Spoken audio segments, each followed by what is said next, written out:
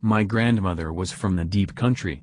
She knew a life of farming, hard work, cows, chickens, horses, etc. Apparitions and things we identify as paranormal aren't that unusual to country folk. I figured it must be due to a life of having had to do it all for themselves from scratch.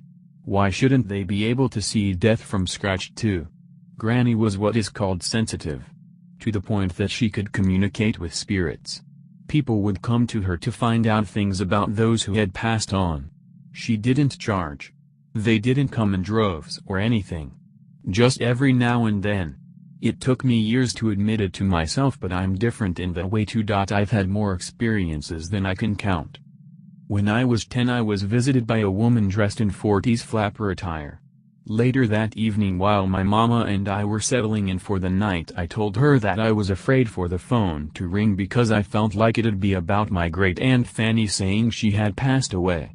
Mama gave me a peculiar look that was broken by the sound of the ringing phone. I saw the color drain from her cheeks as she answered it. As I listened to her side of the conversation I knew my fear had come true.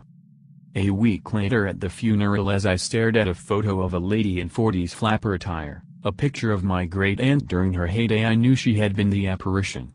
See, they always visit me. I don't know why. Even folks I barely know. It was that visit from great-aunt Fanny that prompted me to speak up about it.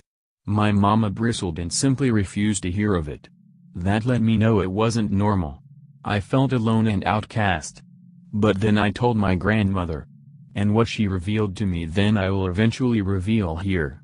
Just in case there is someone who comes across this who is like me, like Granny. I want them to know they are not weird. And there is someone out here who understands.